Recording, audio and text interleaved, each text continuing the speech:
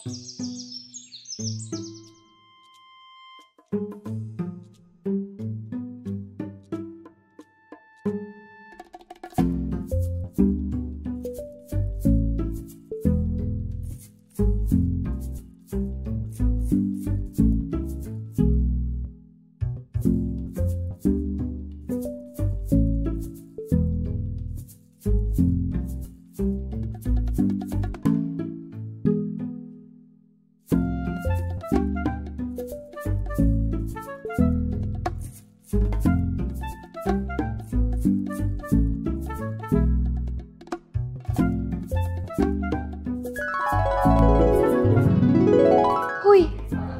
grabe naman natutulog.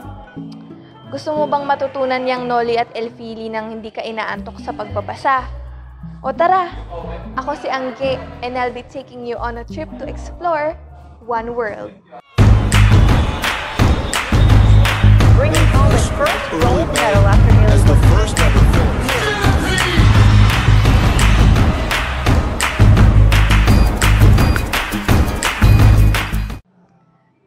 What if makabalik tayo sa nakaraan para matuklasan ng kasaysayan? Huh?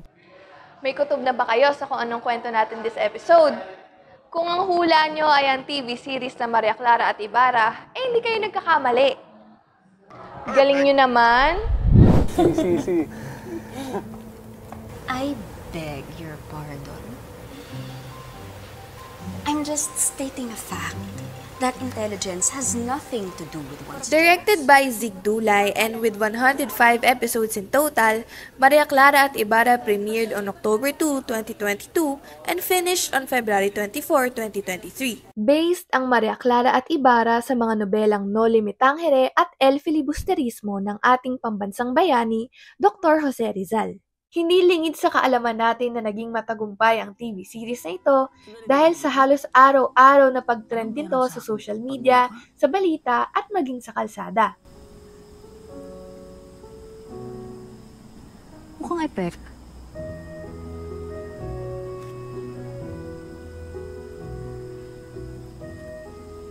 Epek? Anong ibig sabihin ng epek? Laman talaga ng kwentuhan ng TV series na ito dahil sa creative spin sa mga kilala nating sinaunang nobela. But, what makes the series special?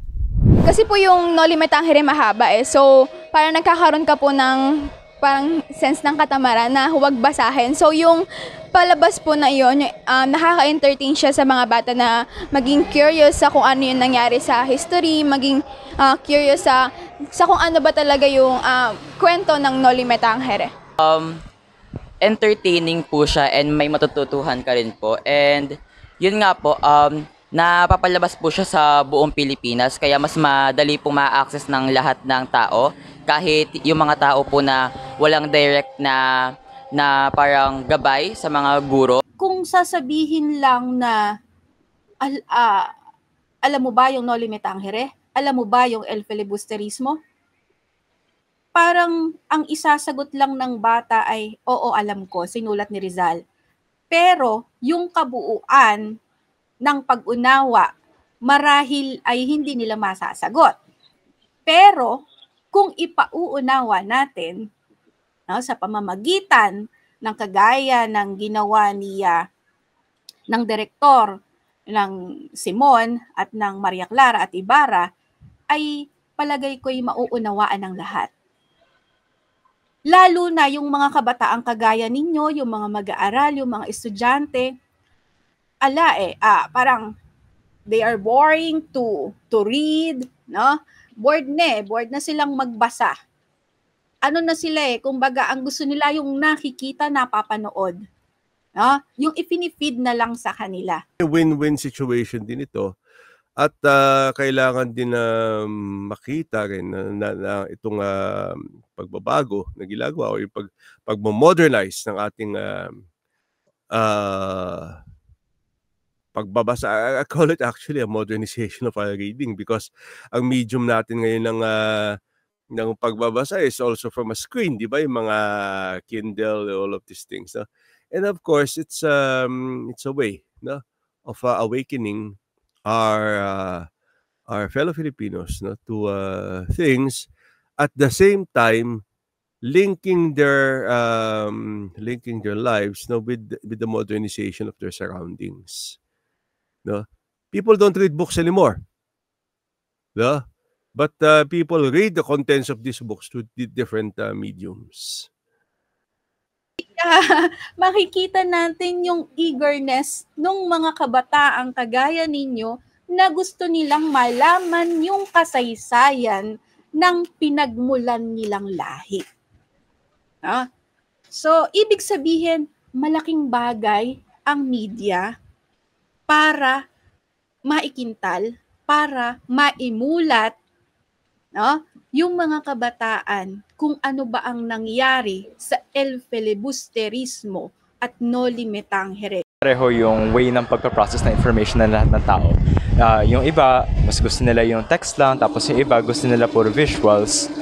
And para sa akin, mas nakatulong yung teleserye Maria Clara at Ibarra na kung pinanood natin ito, talaga may matututuhan tayo na hindi na natin kailangang gumugol ng napakahabang oras para lamang basahin at malaman kung ano ba nilalaman nito. Exposing the Rizal's two novels into mediums of mass media, no, it's always a good idea because it brings about an idea of the idea that it is, of course, something that is new, something that can be easily understood depending on the generation, no? And of course, something it is something old, but something introduces, of course, the creativeness of our artists, no, in reinterpreting Jose Rizal. Ang kasaysayan dapat inaalala.